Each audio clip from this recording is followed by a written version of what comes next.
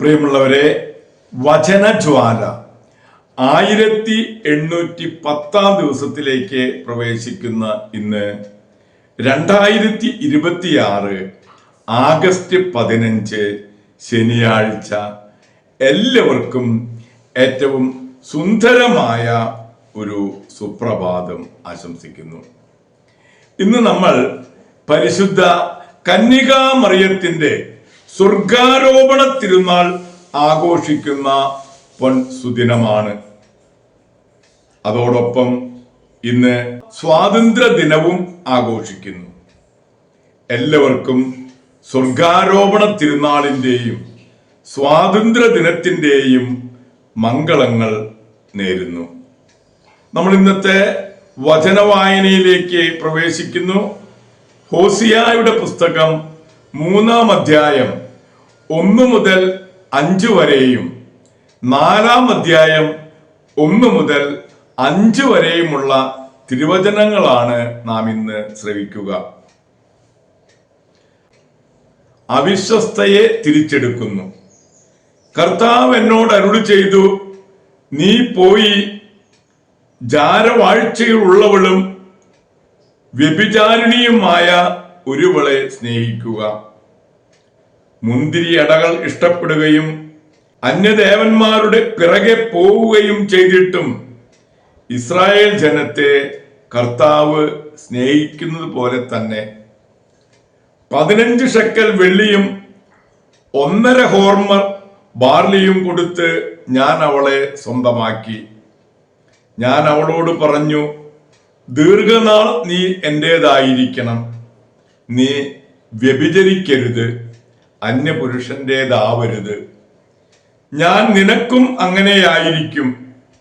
രാജാക്കന്മാരോ പ്രഭുക്കന്മാരോ ആരാധനാ സ്തംഭമോ എഫേദോ കുലദൈവങ്ങളോ ഇല്ലാതെ ഇസ്രായേൽ മക്കൾ ഏറെ കാലം കഴിയും. പിന്നീട് അവർ തിരിച്ചു വന്ന് കർത്താവിനെയും രാജാവായ ദാവീദിനെയും അന്വേഷിക്കും. ആ നാളുകളിൽ ഭയഭക്തിയോടെ അവർ കർത്താവിന്റെ അടുക്കൽ തിരിച്ചു വരും. അവിടുത്തെ കൃപയ്ക്ക് അവർ പാത്രമാകും. നാം 4-ാം അധ്യായത്തിലേക്ക് പ്രവേശിക്കുന്നു. 1 മുതൽ 5 വരെയുള്ള തിരുവാക്യങ്ങൾ കൂടി നമുക്ക് ശ്രവിക്കാം. കർത്താവിന്റെ ആരോപണം. ഇസ്രായേൽ ജനമേ, കർത്താവിന്റെ വാക്കു കേൾക്കുക. ദേശവാസികൾക്കെതിരെ അവിടത്തേക്ക് ഒരു ആരോപണമുണ്ട്. അവിടെ വിശ്വസ്തയോ സ്നേഹമോ ഇല്ല.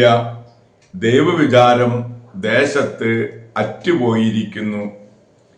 ആണയിടയിലും വഞ്ചനയും കൊലപാതകവും മോഷണവും വ്യഭിചാരവും സീമാതീതമായിരിക്കുന്നു.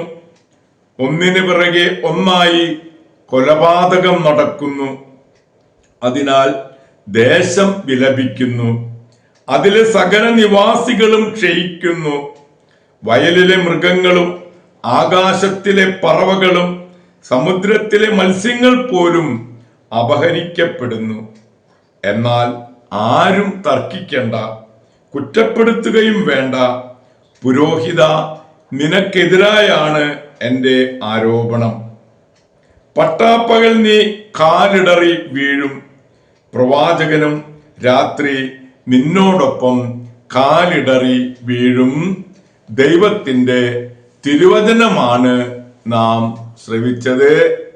പ്രിയമുള്ളവരെ, ആഗോള കത്തോലിക്ക സഭയിൽ ഇന്ന് പരിശുദ്ധ കന്യകാമറിയത്തിന്റെ സ്വർഗാരോപണ തിരുനാൾ ആഘോഷിക്കുന്ന പൊൻസുദിനമാണ്.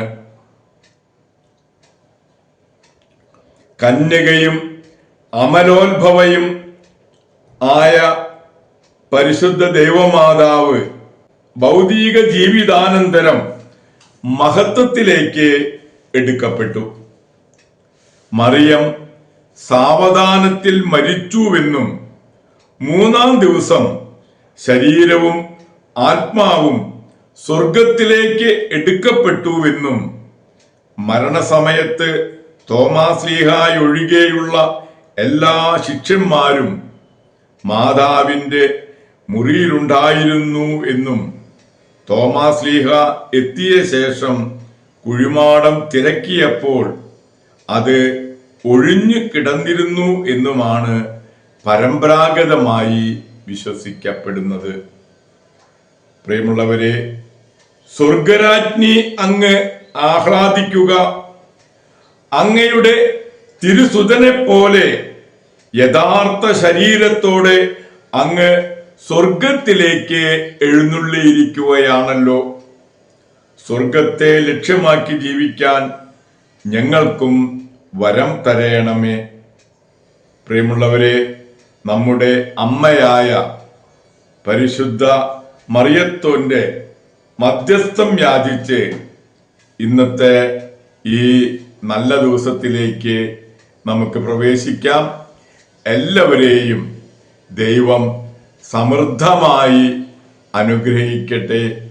എല്ലാവർക്കും നല്ല ഒരു ശനിയാഴ്ച ദിവസം ആശംസിക്കുന്നു.